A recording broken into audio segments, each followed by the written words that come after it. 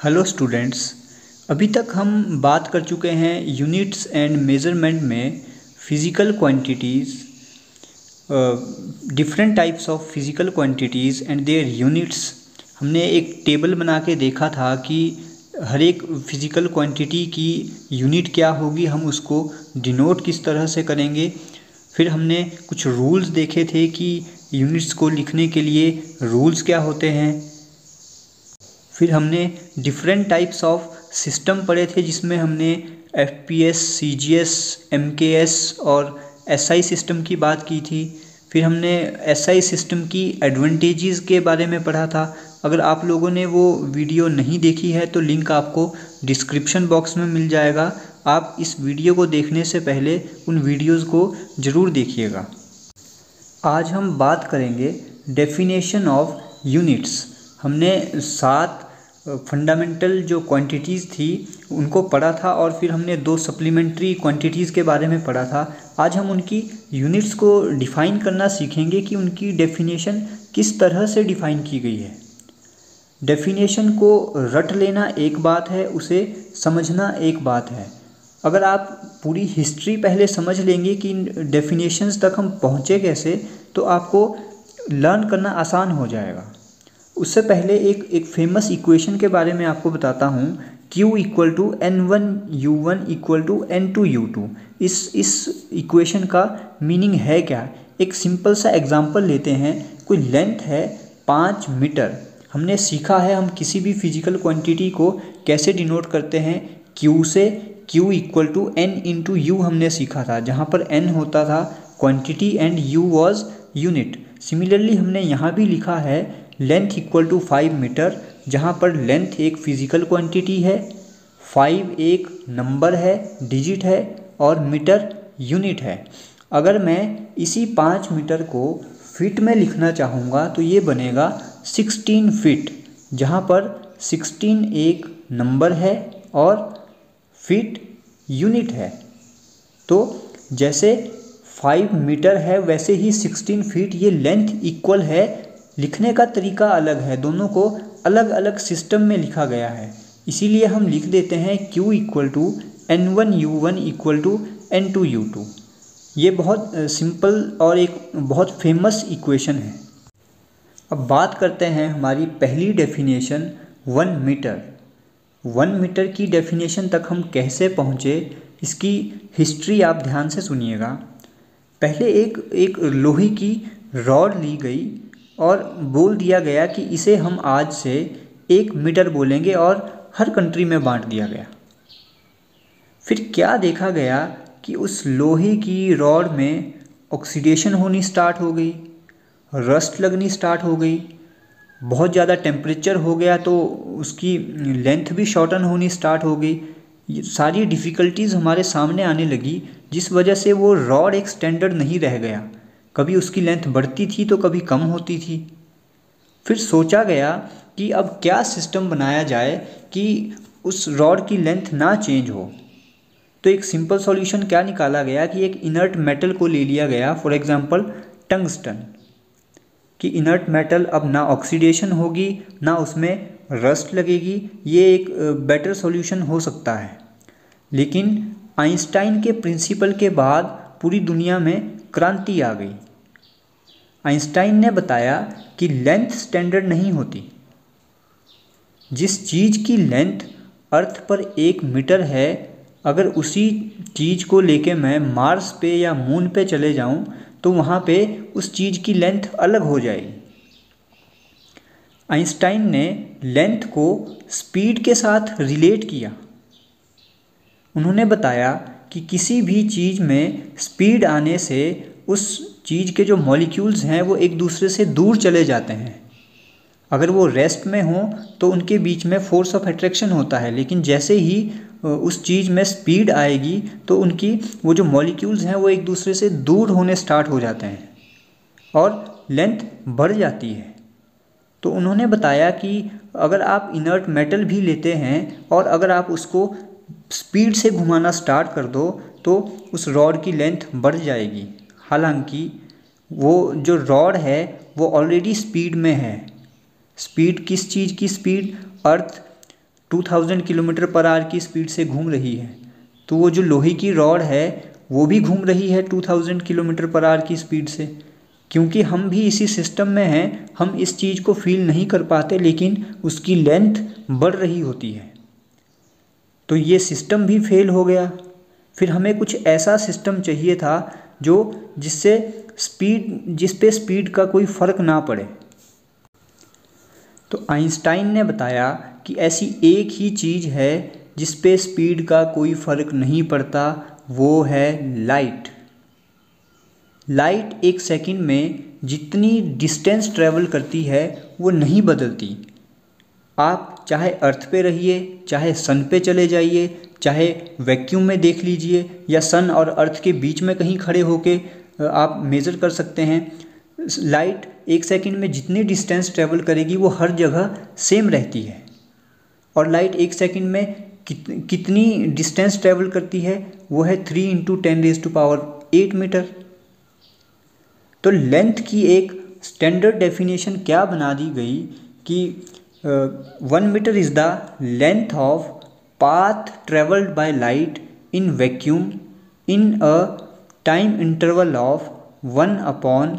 अब यहाँ पर हम एग्जैक्ट फिगर्स लिखना चाहते हैं, तो 3 × 10⁸ मीटर पर सेकेंड जो हम लाइट की स्पीड लेते हैं वो राउंडेड फिगर है। एक्चुअल फिगर 299792458 है, जिसे हम राउंड ऑफ करके लिख देते हैं 3.0 × 10⁸ मीटर पर सेकेंड। सो हम यहाँ पर एग्जैक्ट फिगर लिखेंगे तो डेफिनेशन क्या बन जाती है, 1 metre is the length of path traveled by light in vacuum in a time interval of 1/299792458 second. इस डेफिनेशन को लास्ट टाइम 1983 में एडिट किया गया है। उसके बाद से अभी तक यही डेफिनेशन चलती आ रही है। उम्मीद है आपको ये डेफिनेशन समझ भी आई होगी और इसे अब आप आसानी से याद भी कर सकते हैं। नेक्स्ट बात करते हैं 1 किलोग्राम। 1 किलोग्राम की हमारे पास कोई भी मॉडर्न साइंटिफिक डेफिनेशन नहीं है रिलेटेड टू लाइट और एनीथिंग एल्स। बहुत सिंपल सी डेफिनेशन है। पहले एक लोहे के टुकड़े को हमने 1 किलोग्राम बोला था, फिर वही प्रॉब्लम की ऑक्सीडेशन हो जाती है, रस्ट लग जाती है। इन सब चीज़ों से बचने के लिए हमने एक इनर्ट मेटल को ले लिया जिसकी ऑक्सीडेशन ना हो, जिस पे रस्ट ना लगे, और वो मेटल हमने ली थी प्लेटिनम इरिडियम का एक सिलेंडर, और उसको हमने रखा है पेरिस के पास एक जगह है सेवर्स, वहाँ पर इस प्लेटिनम इरिडियम के सिलेंडर को रखा गया है। एक लेबोरेटरी है वहाँ पर जहाँ पर वेट्स एंड यूनिट्स से रिलेटेड सारे फैसले लिए जाते हैं, सारी मीटिंग्स होती हैं। वहाँ पर उस प्लेटिनम इरिडियम सिलेंडर के प्रोटोटाइप को रखा गया है। अब हमें जब भी 1 किलोग्राम बनाना होता है तो हम एक सिंपल तरीका है, तराजू में एक साइड उस सिलेंडर को रख देते हैं जिसको हम प्रोटोटाइप बोलते हैं, और दूसरी साइड कोई वेट रख के मेज़र कर लेते हैं, और इस तरह हमने लाखों हज़ारों 1 किलोग्राम बना के हर कंट्री में बांट दिए हैं। तो एक सिंपल सी डेफिनेशन है, 1 kilogram is the mass of platinum iridium cylinder kept at international bureau of weights and measure at Sevres near Paris, France में। नेक्स्ट बात करते हैं डेफिनेशन ऑफ 1 सेकेंड। पहले के समय में हम 1 सेकेंड को किस तरह से मेज़र करते थे, हम बोल देते थे सनराइज़ टू सनराइज़ 24 आवर्स हैं। उन 24 आवर्स को हमने 24 पार्ट्स में डिवाइड कर दिया, और उस एक पार्ट को हम बोल देते थे 1 आवर। उस 1 आवर को हमने 60 हिस्सों में बांट दिया, और उस एक हिस्से को बोल देते थे 1 मिनट। उस 1 मिनट को फिर से 60 हिस्सों में बांट दिया, और उस एक हिस्से को हम बोल देते थे 1 सेकेंड। ये डेफिनेशन काफ़ी हद तक प्रिसाइज थी, लेकिन सनराइज़ और सनसेट हमारे हाथ में नहीं था। हमें और ज़्यादा प्रिसाइज डेफिनेशन चाहिए थी 1 सेकेंड की। ये सबसे इम्पोर्टेंट डेफिनेशन है, क्योंकि आपको ध्यान होगा हमारा चंद्रयान मिशन फेल हुआ था। चंद्रयान मिशन फेल होने का कारण यही था कि हम सही टाइम पे चंद्रयान की स्पीड को कंट्रोल नहीं कर पाए और वो जाकर क्रैश हो गया होगा। तो एक एक सेकंड, एक माइक्रो सेकंड का बहुत बहुत इम्पोर्टेंस होती है। अगर हम उस एक सेकंड में स्पीड को कंट्रोल ना कर पाएँ तो क्रैश हो सकता है। तो हमें और ज़्यादा प्रिसाइज डेफिनेशन चाहिए थी, तो इसके लिए हमें एक कंसेप्ट पता होना चाहिए वाइब्रेशंस के बारे में। इस दुनिया में जितनी भी चीज़ें हैं, हर चीज़ वाइब्रेट करती है, हर चीज़ ऑसिलेट करती है। अगर हम एक सिंपल पेंडुलम की बात करें, अगर आपने पेंडुलम की ऑसिलेशंस देखी होंगी तो आपको एक चीज़ पता होगी कि पेंडुलम का टाइम पीरियड हमेशा सेम रहता है। आप कितना ही एम्पलीट्यूड दे दें, उसका टाइम पीरियड हमेशा सेम रहेगा। सिमिलरली जिस भी चीज़ में वाइब्रेशंस होती हैं उनका टाइम पीरियड कभी चेंज नहीं होता, एम्पलीट्यूड जितना बड़ा हो चाहे जितना ही छोटा हो।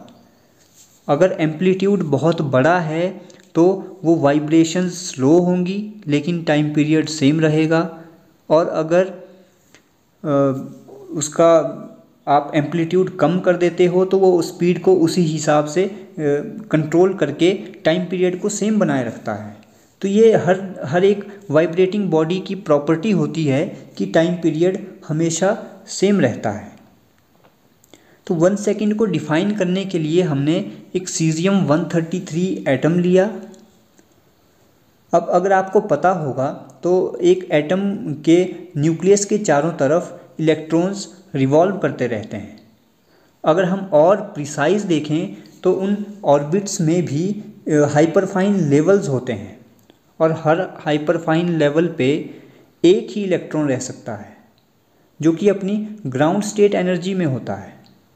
अगर हम बाय एनी मीन उन इलेक्ट्रॉन्स को एनर्जी प्रोवाइड करें तो वो ग्राउंड स्टेट से उठकर एक्साइटेड स्टेट में चले जाते हैं, क्योंकि नेचर का नियम है कि कोई भी चीज़ एक्साइटेड स्टेट में नहीं रह सकती तो वापस अपनी ग्राउंड स्टेट में आना चाहती है। क्योंकि हमने उस इलेक्ट्रॉन को एनर्जी प्रोवाइड की हुई है तो वो उस हायर हाइपरफाइन लेवल से अपने ग्राउंड स्टेट लेवल पे जब आता है तो वो कुछ एनर्जी को रिलीज़ करता है, रेडिएशंस को रिलीज़ करता है। वो रेडिएशंस फोटोन के रूप में हो सकती हैं, इलेक्ट्रोमैग्नेटिक वेव्स हो सकती हैं। तो जब भी वो वापस ग्राउंड स्टेट पे आता है तो वहाँ पर रुकता नहीं है, उसके पास एनर्जी होती है, वो वहाँ पर वाइब्रेट होना स्टार्ट हो जाता है, फिर से हायर लेवल पे जाएगा, लोअर लेवल पे आएगा, इस तरह से वो वाइब्रेट करता रहता है।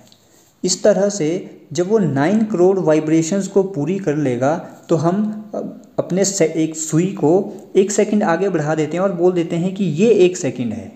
यानी जब वो इलेक्ट्रॉन 9 करोड़ वाइब्रेशंस को पूरा कर लेगा तो उस टाइम पीरियड को हम बोलते हैं 1 सेकंड। इस तरह से हमने 1 सेकंड को डिफाइन किया। 1 second is the duration of, ये एग्जैक्ट फिगर है, 9 करोड़ हमने एक अप्रॉक्सीमेशन ली है।